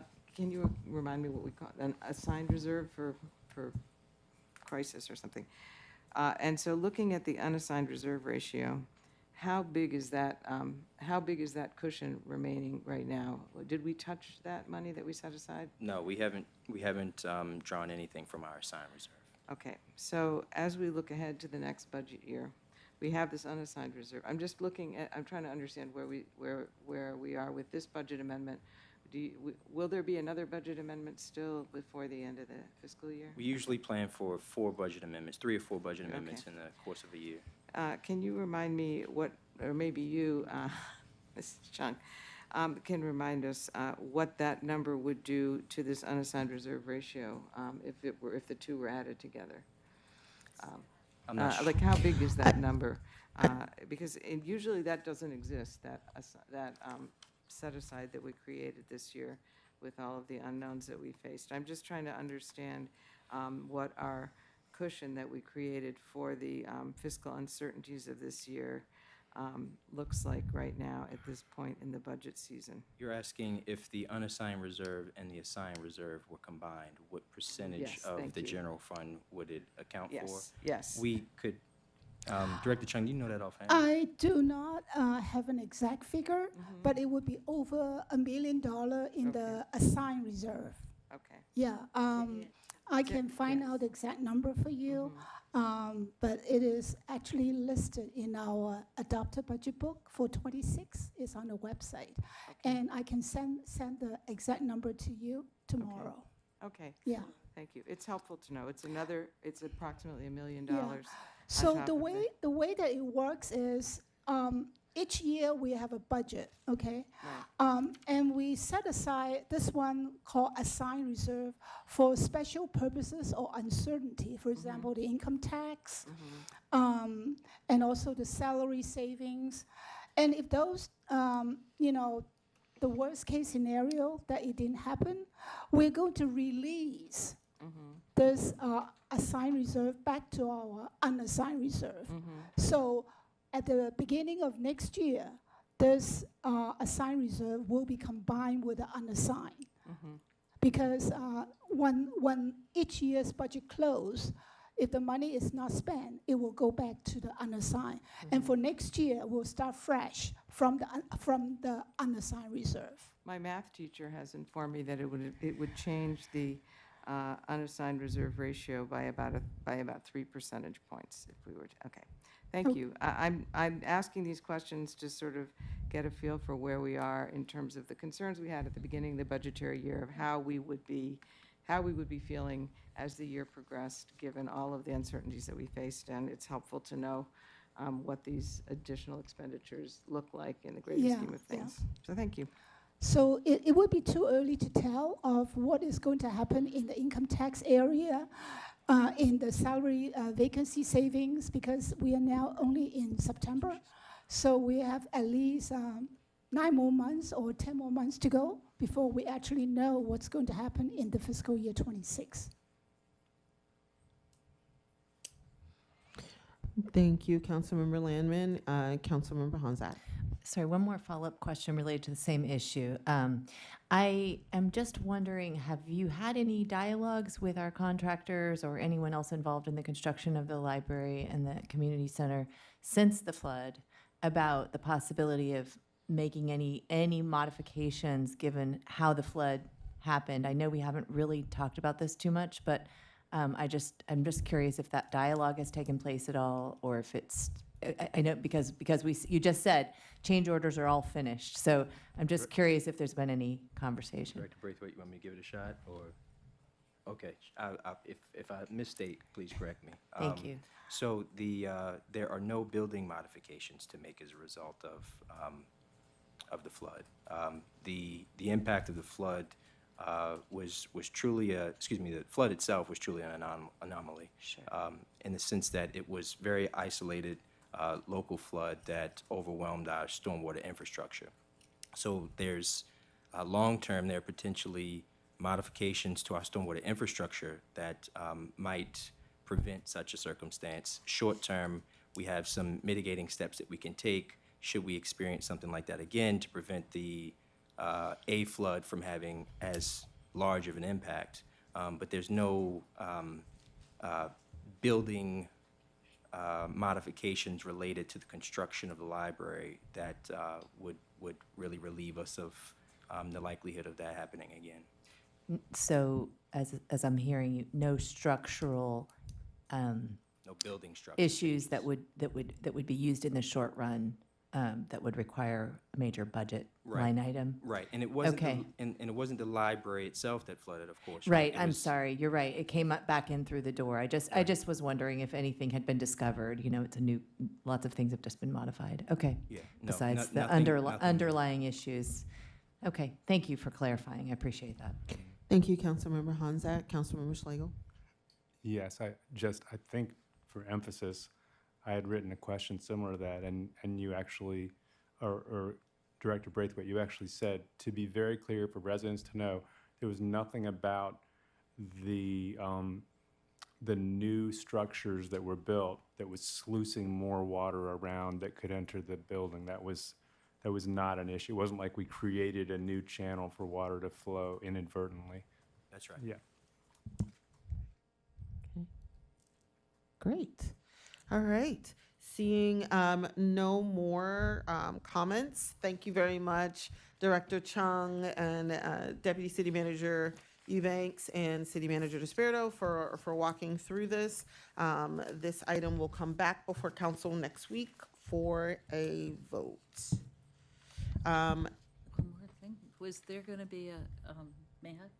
There was going to be something about the Sligo Mill cost differences that Director Yes, the Sligo McNally Mill was- project. Yeah, go ahead. Yeah, our housing director, Devin, is online, and he will answer the question about the Sligo Mill project. Because I think a couple of us had that. Yeah, the short answer is that all this is correcting for kind of money that was spent. Oh, All right, that looked like you were.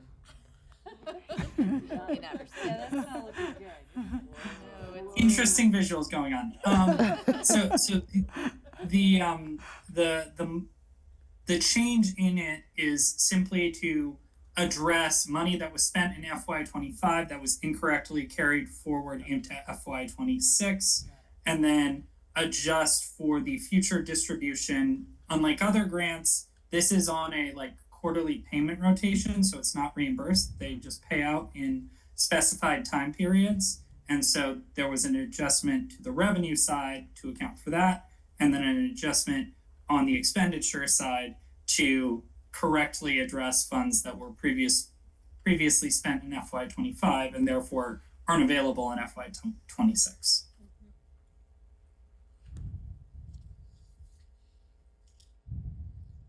Okay. Seeing no more lights. All right, we're gonna move on to the next topic. Thank you so Thank much, you so Director much. Chung and Director McNally and Director Braithwaite for your feedback. Okay, last item on the agenda for tonight is the contract for EV chargers. Director Braithwaite is here. Yeah, good evening. Thank you. I wanted to start by reminding everybody about where we are with EV chargers. We're in an enviable and very lucky position in great result from our efforts of our sustainability manager, Dory Estrada, and our grants manager, Patty Mallon, who've been Herculean in their ability to wrangle grant funds. So this is one of 3 EV charging funding opportunities that the council will be hearing about from the department over the next several months. This one's in the queue first. And by way of setup, you may recall we had a fleet transition report that was done through PEPCO and ICF, and the presentation was made in front of council. As a result of that evaluation of transitioning our vehicles from regular fuel to EV, we are eligible for grant programs through PEPCO, fairly significant grant programs, specific for fleet charging only. So these are not funds available for public charging. So we have this one tranche of programming, potential rebates, and available funding both from PEPCO as well as from MEA for fleet-specific charging, and we're eligible for it because we went through the fleet transition process. The city was able to get a quite substantial evaluation that was worth far more than we paid of $2,000. As a result of moving forward, we'll get that $2,000 that we spent back because we're moving forward in the next stage. So I just wanted to kind of conceptualize that piece. The other 2 that I'm not going to talk about this evening, but wanted to remind you of, is that we do have a $1.2 million grant, a small portion of a very large grant that Montgomery County got through Maryland Department of Transportation that we're named in. This will be entirely managed by Montgomery County. They will select the vendor, they will manage the grant funds, they will do the work. We're a recipient, they'll pay the bills. Wonderful arrangement. The grant was written in such a way that the city is eligible for a fast charger, and the locations we selected were the community center and then also a multifamily facility. So we have been working hard to partner with a multifamily facility. We had hoped to partner through Montgomery Housing Partnership. That has not worked out. So we've identified another partner in the Hampshire Towers facility up on off of New Hampshire Avenue. So we've had site meetings with the county folks and the program coordinator. So we're basically waiting for them to tell us next steps. Because it's a federal fund and it's county managed, it's on a very slow train, though everyone fully anticipates that that will happen substantially in this fiscal year. So we don't expect it to roll too much farther, but we hope to hear more in the coming months about the status of that. So that's one thing to keep in mind. We have that available. It'll be no dollars out for the city. There's no matching grant, and we know that we will receive a substantial amount of value in a fast charger for the community center and level 2 chargers of some number for a multifamily facility. So that's the second track. The third track is we were successful in applying through MEA for a grant for EV charging. And when we initially submitted the grant, I believe the amount we were awarded is $96,000. There is a small portion of matching funds that will be anticipated with that. We're still, I don't believe we have the grant agreement in place. Again, this is state money, so we go through their process. Our grants coordinator has been diligent at filing all the forms that we need to file in their portals to get that process moving along.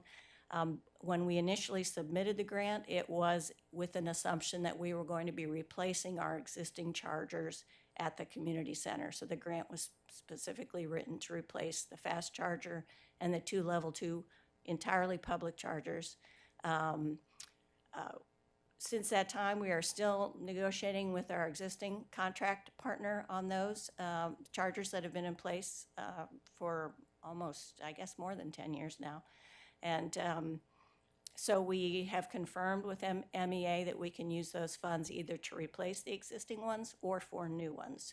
So the decision as whether to replace or put in new really will have a lot of bearing will be on our contract negotiations with the existing vendor and sort of where we end up at the end of that process. So that's just kind of to paint the picture. So we've got several avenues of charging happening, most of which will be public charging, but the one we're talking about tonight is very specifically fleet charging. The funds are only available for fleet charging, and they're directly related to our evaluation of transitioning. The other piece I wanted to mention with that, and just went in and out, is when it pops back in, I'll let you know. I think my point was that I wanted to say we're in a little bit of a situation like if you build it, they will come. If you're going to have fleet transition, you can't have your vehicles first and then, hold on, we'll get you chargers with extension cords and whatnot. You kind of have to start with the infrastructure, and then you can build out and add. And we very much want to start that transition. We have 8 EVs now within the city fleet, but it's a very small portion of the city fleet. We are actively with each purchasing year, and you'll be hearing us purchasing vehicles in the future that are EV ready. So we need to get the charging infrastructure in place in order to be able to access any of that. So it is a little bit of a, what comes first, but it's clear to us that the charging infrastructure needs to come first, and we have to have the availability of that in order to convince departments, employees, and others that this is a good idea and that they won't have to worry about where am I going to charge my vehicle. So I think I've set all the contacts that I wanted to set. The ordinance in front of you this evening is related specifically to a competitive bid process that we underwent once we finished our fleet transition. So we had a very rigorous process through PEPCO approved charging companies. And we received responses from 5. There were 8 or 10 or so that we reached out to. And they were involved in very detailed site visits. So each one of the proposals we received spent hours with us evaluating the various sites that we were looking for chargers, that they have very in-depth knowledge of our electricity capacity, our electrical rooms, our locations, and the requirements of the installation itself. One of the things I want to point out when you're adding chargers, you can buy the charger, which are, not insignificant, but they're not a huge part of the cost of that process. Setting up connecting the charger is where the money is. In addition to changes that have to be made in sub-paneling and permitting, there's also conduit, running lines, sometimes excavation. Then you have to locate the charger, and there are site-specific things associated with that: bollards, painting, signage. So before you can even pop the charger in place, there's a wealth of expenditures that need to precede that. So I think the proposals that we received were very well developed for the most part and reflected that full cost of what it's going to take, soup to nuts, to get the chargers in place. Through that process, we identified one vendor that was the low bid, and that we feel very confident in their ability to meet the expectations we have, as well as provide quality equipment for our charging needs. What we're looking at is a fast charger for the police level area and 2 level 2 chargers. And what we're looking for at Public Works is 2 level 2 chargers. So those would, that's the extent of the infrastructure that we're looking to purchase. I wanted to also reinforce that these are commercial grade chargers, so they're not the same that you'll have at your house.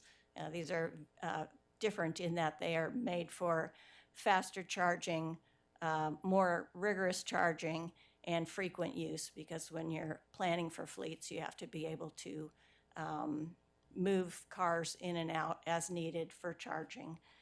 There will also be networked, which is a requirement to the funds themselves. Again, a very big difference between what you'll have at your at-home charger.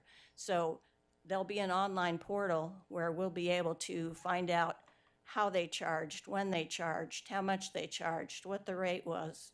There'll just be a plethora of information that'll be available both to us as well as the granting agency to track how we're using the chargers and their full capacity. So we'll have a ton of information that we'll be using and available online to track the reports. All of them also will have 24/7 customer service, which, as we've learned from our own chargers, is really critical. You need to be able to call when a charger goes down and get someone answering the phone and scheduling a service call. The vendor that we've selected has a 48-hour window, so they will, and part of their commitment is to have the charger back up and running within a 48-hour period. One of the other things that we asked to provide is each of the proposals came with a 2-year warranty. It's kind of the standard fare. Again, given our past experience, we really wanted to see a more significant warranty package. So we asked all the vendors to provide us with a 5-year warranty package. So the costs that you see reflected show that 5-year cost, which is a little over $22,000 or so for our selected vendor. You pay that warranty cost up front, just like you do when you buy any other warranties, but it covers the period of 5 years. We've spoken to a number of the vendors about what happens after 5 years. We do have some pricing, but at this point, it's really, it's not firm pricing, and nobody's will commit to what the years 6 to 10 will be, because there's a lot of things that could happen in that time frame. Technology changes, improvements are made. We'll have 5 years of history of these chargers with very detailed information about their use. And how long it takes to charge and what their capacity is. And so we'll be in a better position 5 years from now to know whether these are good to go and we want to keep on rolling, or whether there's changes we need to make to the technology. I think that was part of pretty much what I wanted to cover. I think I've talked a bit about both the make-ready work that's required for installing chargers as well as the chargers themselves, so that really kind of paints the picture of what these costs are. I also want to emphasize that we had some pretty competitive bidding, we thought. We had some very interested vendors, and we were very pleased with the pricing that we got back.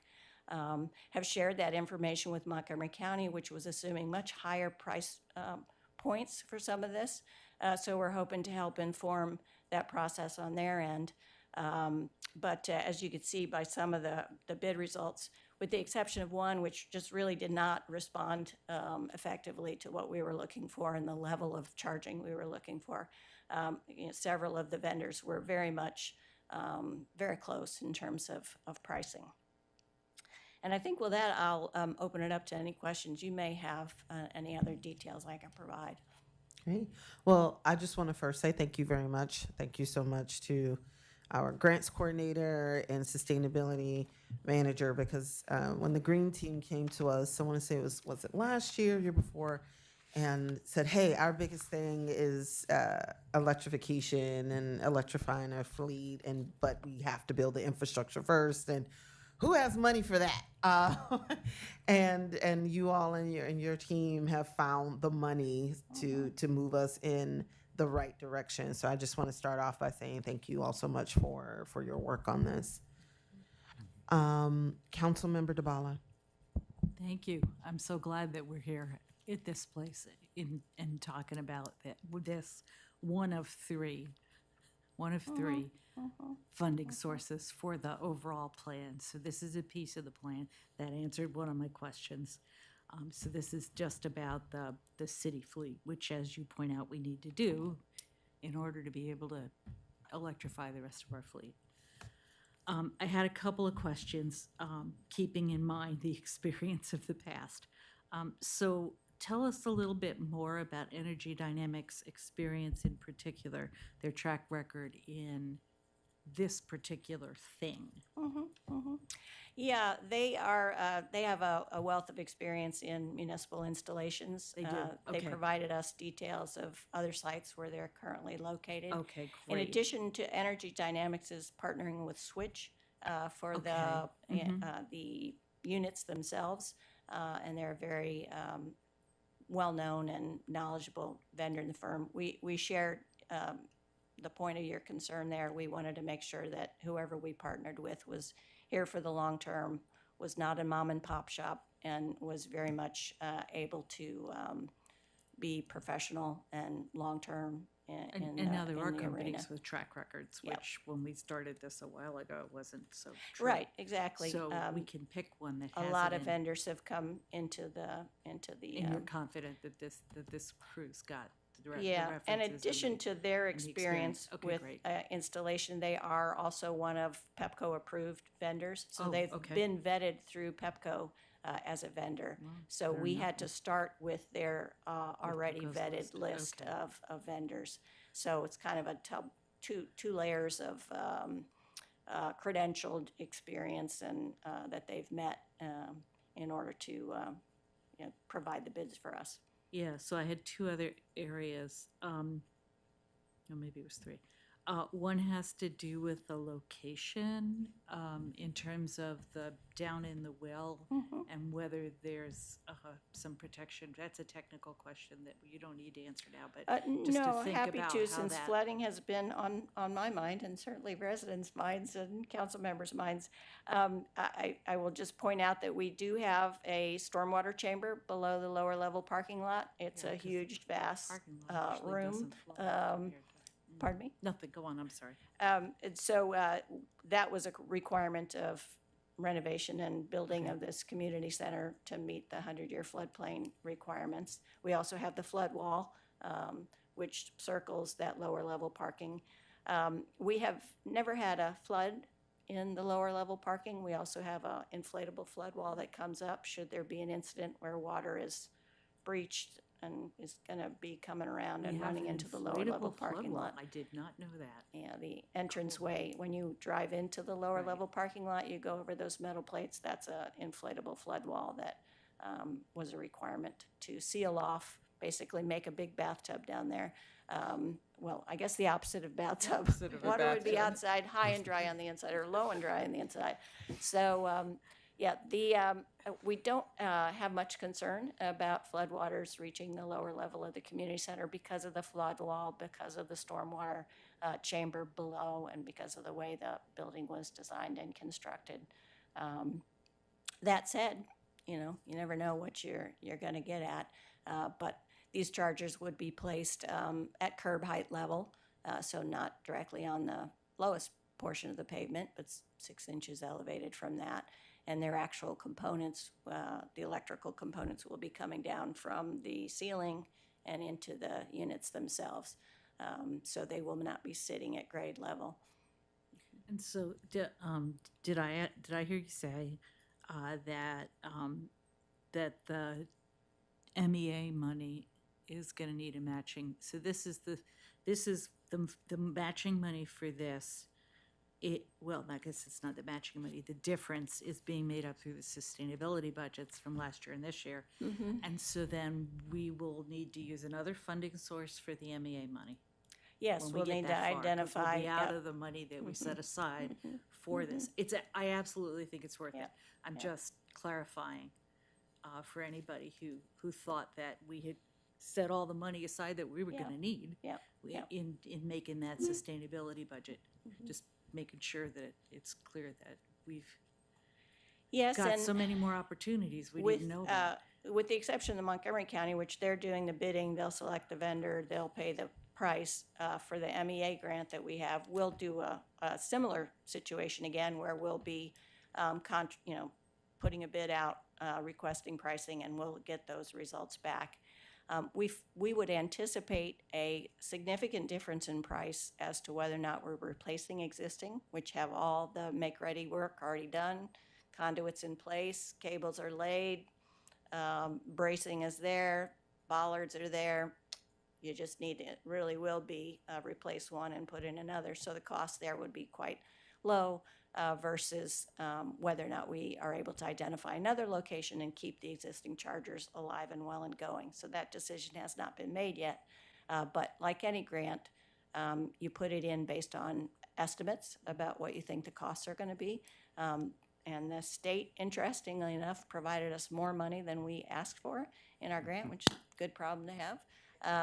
And so, when the time comes and we get bids back, we'll lay out the cost and then work with our granting agency as to what our percentage of the cost will be. And clearly, they expect us to put in some portion of money. It was a fairly, I can't remember now, and Dory's on the line. I don't know, Dory, if you remember what the amount is. Yes, of matching I'll have to funds. double. I had I'll have to 20K double or check something that. in my mind associated Yeah, I with think that. that's about right. I wanted to just add on to this to say, it was the case with the grant that's being managed by Montgomery County that many of the vendors are actually open to covering the match cost, which is quite something. So still need to explore further if that's going to be possible for this other MEA grant, but there have been conversations with the vendors that we've had that have said, yes, we are willing to cover match, which is amazing. So I think there's other venues for that as well.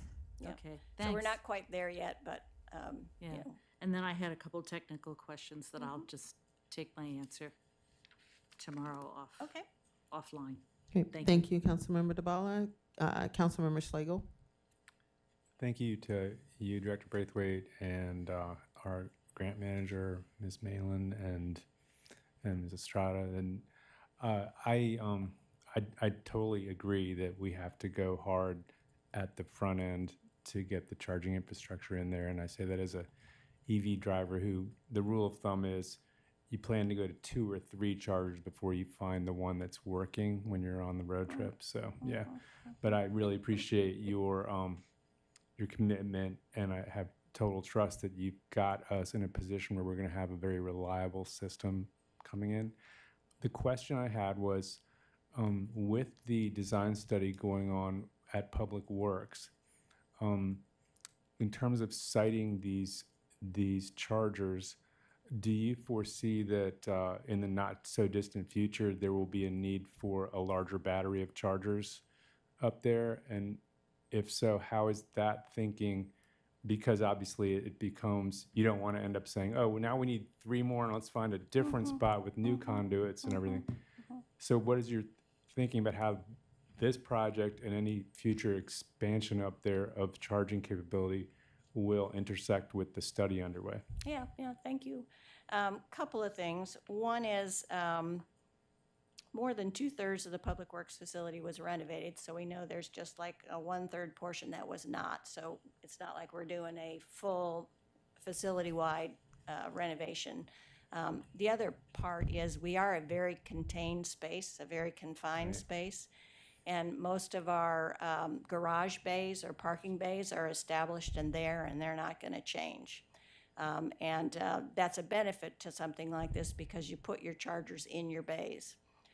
So we have a very good sense of where our vehicles park and where our electric infrastructure is. So there's not a whole lot of flexibility or creativity that is at opportunity there. So we pretty much know where the bays are, where our trucks are going to park. Again, you know, if we get to the point where we're buying EV trash trucks, we have a sanitation parking bay, 4 bays just for sanitation vehicles. We know exactly where they're going to go. The structure's already there. You know, putting the charger in place will be very straightforward. Similar to the EV chargers that we're planning for now as part of this project, we intend it to be for a right-of-way vehicle, hopefully a Lightning that we're hoping to purchase for our right-of-way division. And we already have existing equipment related to our mowers. So we need our mowing trailer and our mower bay. So we have already identified the parking bays side by side, where those will go, where the equipment already parks, and the chargers will be located on the structural members within those parking bays. We also know exactly where our main electric panel is, and we have a sub panel in the building that we're currently going to be using for this first installation. So all that infrastructure is already in place. The conduit's in the ground, the sub panels are there. It's just a matter of running the electrical lines between the sub panels. One of the things that we also have, kind of lucky is when the facility was built, there is additional capacity available within our main electric panel. Sometimes, we looked at the New Hampshire Rec Center. That's a building that was built however many years ago. The electric panel was designed for that time, not now. But both in this community center, in the library, and over at Public Works, our electrical infrastructure and panels are quite capable of handling additional electricity for the needs. Great, thank you. Thank you, Councilmember Schlegel. Councilmember Landman. Thank you. I think my question has to do with, I'm not sure if it was the second or the third, maybe it was the third set of upcoming electrification we're talking about. The dreaded Electric Vehicle Institute, I believe that's the name of it, the charger over on Carroll Avenue, yeah. the non-working charger. Is that part of the group that you were saying is the replace, or, yeah? Those are specific to the community center and does not include 7,000 Carroll Avenue. So when the time comes that we either get that working or decide to, move on, there is not a plan in place for that charger. One of the challenges with the granting arrangements that are currently available is that does not fit within the environmental justice locations or other places that we were able to tie funds to. So we just haven't found the avenue yet, though we'll continue to look and more opportunities will become available. There are certainly opportunities within the parking structures themselves rather than us having a charger out on the street. So there potential opportunity there to partner with the parking lot owners as a way to add EV infrastructure within. How about their a simple lots. repair for it, though? Well, yeah, we are trying. We are trying since it's not owned by us and certainly not maintained by us. We've been working quite hard, and Deputy City Manager has been joining me in the trenches on that of trying to get our partner to at least let us know what the cost would be. Thanks. So unfortunately, that is not included in any of these. Thank you, Councilmember Hazak. Just a quick question. I'm thinking about this little bit of a side note, but since you're talking about the one that needs a repair, do any of the public charging stations that we have, do they have advertisements on them? I haven't paid close attention to them. Not that our city owned. I don't No, know. but private. Do you know? And it's okay. Yeah, Sorry, the I ones just that, tired of you putting know, you on the the spot. BY Morrison, the Pepco, they do not have Okay. any advertising on it, and RNS Automotive, think they have EVI's information on Yeah. them, but no other advertising. And the reason I asked is because I wonder if that could be an opportunity for us. I know that there's an EV charging station at maybe someone can help me. I think it's at the Lidl parking lot. Yes. Yeah, and it has an advertisement Shell. on it, Yeah. and I wonder if that might help us keep these more sustained with a financial flow from the advertiser. Anyway, just something to consider if it hasn't already been. Yeah, very interesting idea. Not to rehash old painful memories, but when the location on Carroll Avenue was selected and installed, there was quite a bit of community concern about its appearance. And so I can only imagine a lighted advertising panel associated in that location. So we'd probably have to select a place where there was not a high sensitivity to that. That is a fair consideration. Then again, I wonder if maybe the community might reconsider in light of the fact that we are struggling to keep them maintained. But we could work on that, right? Oh, Council? it has advertising on it now in the Okay. form of lots of graffiti and Yeah. occasionally Right. your occasional But I'm just saying, obscenity, et maybe, cetera. maybe the community would be ready to reconsider if we were ready to champion that. Great. Okay, seeing no more lights, thank you very much. And as a reminder to my colleague, this is an item that will come back to council next week. And with that, we are done with tonight's meeting. And I just want to make sure everybody's okay with me banging this gavel. All right, awesome. Everyone have a wonderful night.